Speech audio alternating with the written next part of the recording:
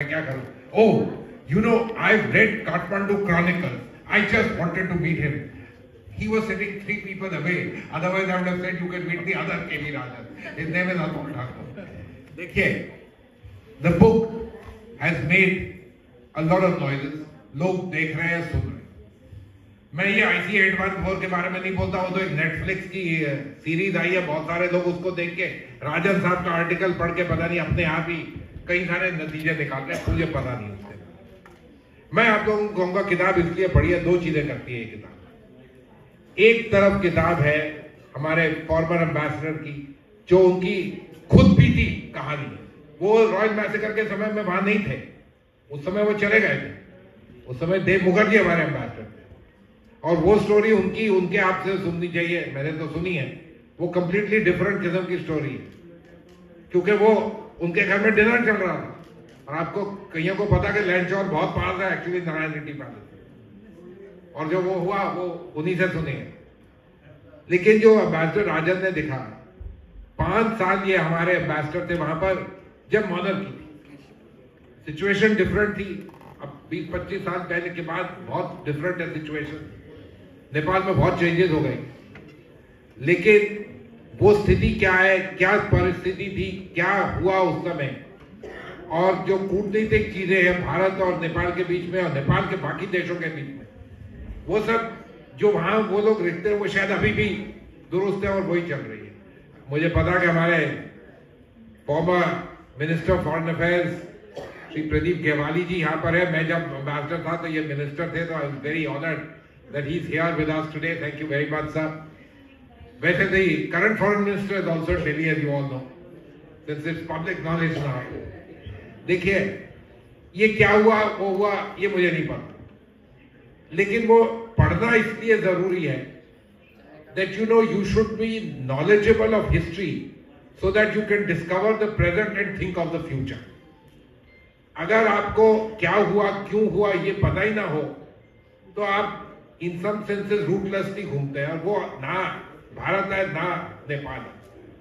Highly rooted civilisational entity जो अपने history को अच्छी तरह जानते हैं और हिस्ट्री से एवोल्यूशन हुई. इसलिए मैं कहूंगा कि इसको जरूर पढ़िएगा. जो थोड़े बहुत इंसिडेंट्स है वो तो बहुत इंटरेस्टिंग है. हर आदमी अगर बहुत बड़ी किताब पढ़ रहा होता है तो 2-4 एनेक्डोट्स होने चाहिए. थोड़ा सा हंसना भी चाहिए, थोड़ा सा सोचना भी चाहिए, थोड़ा सा मजा भी आना चाहिए. So I'm glad, young lady, you read the book. Thank you very much. लेकिन yes, we should clap for you. Thanks for buying a book. Given Bhari Sons 1 extra copy sold. Very good. And then I want you to read Atul's chapters. So Atul ने 2-3 chapter लिखे हैं. These are about the current state of play, but also the future. And Atul, who has dedicated a lot of his life to building India-Nepal ties, he is the secretary of the India-Nepal Chamber. India-Nepal Center at the PhD Chamber of Commerce. India में 3-4 बहुत बड़े chambers हैं. जो all India chambers हैं उनमें से एक PhD chamber है. इट्स द ओनली चेंबर, सिर्फ एक चेंबर है जिसका एक इंडिया नेपाल सेंटर और किसी का नहीं. मैं वो तो चेंज होते रहते हैं. सेक्रेटरी साहब कंटिन्यू. दैट्स अतुल. और सारे एफर्ट अतुल के. अतुल ने अपने जो चैप्टर्स हैं उनमें जो इकोनॉमिक टाइज है भारत और नेपाल की, उनको संक्षिप्त में लिखा ही नहीं है. उसके बाद फ्यूचर के बारे में भी लिखा. और इसलिए मैं आपको जरूर कहूंगा, I won't take words away from his mouth, खुद बोलेंगे, आप जरूर किताब को पढ़िएगा. देखिए, उसके अलावा आकांक्षा जी ने तो हमारा समय वैसे ही आधे घंटे तक सीमित कर दिया है. लेकिन जहां से मैं आता हूं वहां पर तो ऐसा है कि एक माइक्रोफोन दे दिया तो उसको छोड़े ही ना. ये बिल्कुल हस्ती होती है. तो मेरी आप सबसे अपेक्षा ये होगी, किताब पढ़ी या नहीं पढ़ी कोई फर्क नहीं. आप कुछ सवाल चाहते हैं तो जरूर करिएगा. देखिए, थोड़ा सा इंटरैक्टिव होना चाहिए. और किताब का जो टाइटल है वो पढ़ के आप अपने आप डिसाइड करिएगा क्या किताब में लिखा होना चाहिए. अब मैं अतुल को कहूंगा आपसे कहे किताब के बारे में कुछ बोले. वो ऑथर है. हम लोग तो सब जिसको कहते हैं उसको देख के उसकी प्रशंसा करने वाले होते हैं. लेकिन आप सब यहाँ बैठे हुए हैं. 5 बजे के बाद का टाइम है. ये विंटर का सीजन है. नेपाल की तरह दिल्ली तो मस्त नहीं होता, लेकिन फिर भी कुछ ना कुछ तो यहाँ भी चलता. ठंड हो जाती है और कुछ नहीं. But this is really wonderful to see you all here. So Atul, the microphone is entirely yours. Thank you very much, sir. Atul, thank you, sir. Before you start, I just want to obviously you're going to comment on the book, but also please tell us what kind of the repurpose, the reclaiming can India-Nepal relations now should move towards. Akansha, first of all, I'm really grateful to you. You are a dear friend and you have been a well-wisher. And I can't forget the review which you had written in Nepali Times. Thank you very much for that. Mr. Radhan, who is my guardian mentor, and of course, he's the chairman of India-Nepal Center, he does former ambassador to Nepal, besides so many other things. And Sir's review, which was published in Hindustan Times, was like, the true reflection of the book. यदि किताब आप नहीं भी पढ़ पाए तो उस review को जरूर पढ़िए जो उन्होंने लिखा है कुछ पैराज में. That sums up the whole book in true sense. On behalf of Ambassador Rajan, I apologize everyone because he wanted to come here. He was so keen.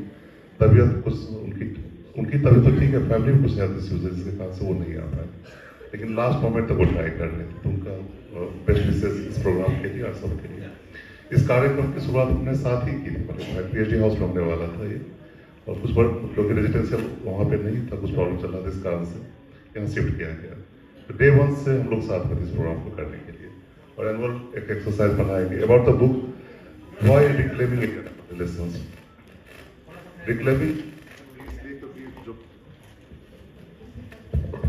जो बेस्ट एलिमेंट्स हैं बायोलॉजिकल रिलेशंस में वो कभी कभी disturb होते रहते हैं with certain reasons, और कुछ वेस्टेड इंटरेस्ट भी, और कम्युनिकेशन गैप एक परमानेंट फीचर रहा है इंडिया-नेपाल रिलेशंस में. उसको ब्रिज करने के लिए हमने इस किताब को लिखने की सोची. एम्बेसडर राजन जो उनका वास्ट एक्सपीरियंस है, not only in Nepal and India but across the world, और थोड़ा बहुत मैंने भी 15-16 सालों में लिखा है सैकड़ों आर्टिकल्स इंडिया नेपाल के संबंध हो. प्राइमरी आइडेंटिटी ही मेरी रही थी वहाँ पे काठमांडू पोस्ट कॉलोनिस्ट.